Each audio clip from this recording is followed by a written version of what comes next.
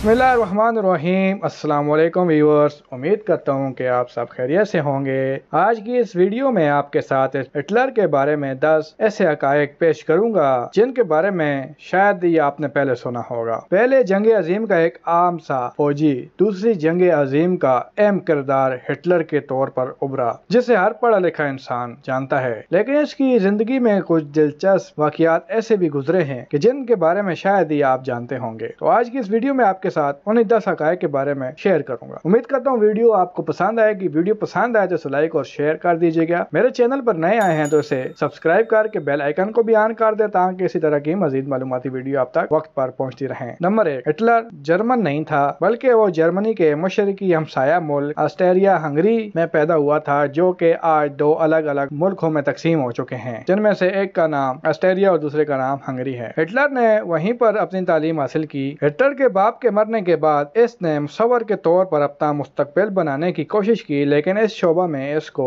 नाकामी का सामना करना पड़ा। कम आमदनी के बायस हिटलर की जवानी की इब्तिदा तंगदस्ती से हुई। नंबर 2, जंग अजीम अव्वल का आगाज हुआ तो बेरोजगारी से तंग हिटलर ने अपने मुल्क ऑस्ट्रिया हंगरी की फौज में भर्ती होने के लिए कोशिश की, लेकिन उसे इसमें भर्ती नहीं किया गया, बल्कि कमांडर ने यह कहकर उसको हटा दिया कि तुम तो इतने कमजोर हो के राइफल भी नहीं उठा सकते, तो जंग क्या हाक लड़ोगे। नंबर 3, हिटलर ने अपने बाप के मरने के बाद उसकी कब्र पर जाना भी छोड़ दिया था, क्योंकि वो अपने बाप से नफरत करता था, क्योंकि इसका बाप एक सख्त रवैये वाला आदमी था। लेकिन हिटलर अपनी माँ से बहुत मोहब्बत करता था। यही वजह है दूसरे जंग अजीम में जब हिटलर को शिकस्त हो गई तो वो जेर जमीन बंकर में जा छुपा। इस बंकर में इसने खुदकुशी की और अपनी जिंदगी का खात्मा कर लिया। इस बंकर के एक कोने में इसकी माँ की तस्वीर भी लटकी हुई थी। नंबर 4, वक्त इंसान को क्या से क्या बना देता है। हिटलर ने अपनी जवानी के आगाज में एक अजीम मुसव्वर बनने को ख्वाब देखा। माँ बाप की वफात के बाद वो तस्वीरें बनाकर बड़ी बड़ी महफिलों में जाकर बेचता और रोजी रोटी कमाता था। लेकिन बुरा इस वक्त हुआ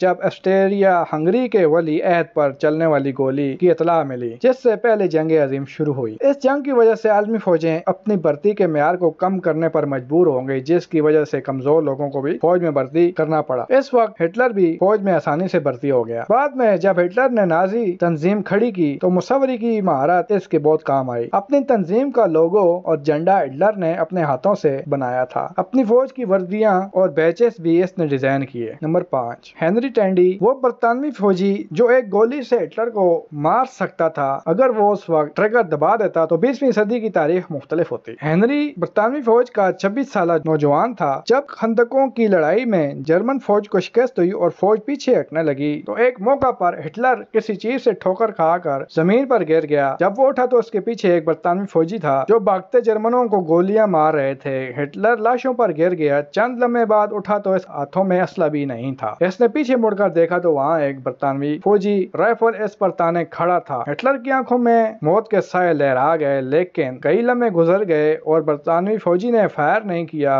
बरतानवी फौजी भी तनहा था, इसलिए शायद किसी और तरफ से भी फायर नहीं आया। कुछ देर बाद हिटलर भांप गया कि बरतानवी फौजी इसे निकल जाने का मौका दे रहा है। हिटलर सर नीचे करके एक तरफ को निकल गया। बहुत अरसे बाद में जब जंग अजीम की तस्वीर शेयर हुई तो एक तस्वीर में हिटलर ने हेनरी को पहचान लिया और इसके बारे में मजीद मालूमात हासिल की। दूसरी जंग अजीम से पहले एक बार बरतानवी वजीर चैम्बरलेन जब हिटलर से मिलने आए तो हिटलर ने हेनरी टैंडी का शुक्रिया अदा करने की दरख्वास्त की। चैम्बरलेन ने हिटलर से वादा किया कि वो लंदन पहुंचते ही हेनरी को फोन कॉल करेंगे और हिटलर के जज्बात इस तक पहुंचाएंगे। गोया के इस वाकये के बारे में बहुत से शुबहात हैं, क्योंकि हेनरी के मुताबिक इसने एक जर्मन फौजी को छोड़ा था, लेकिन नहीं मालूम था वो कौन था। हेनरी मुख्तसर मुद्दत के लिए फौज में रहा, फिर एक मोटर कंपनी में मुलाजम हो गया और 86 बरस की उम्र में मर गया। उसने वसीयत की थी कि उसकी लाश को जलाकर बरतानिया में दफन कर दिया जाए। नंबर 6, पहली जंग अजीम जो कि हिटलर ने एक आम फौजी की हैसियत से लड़ी।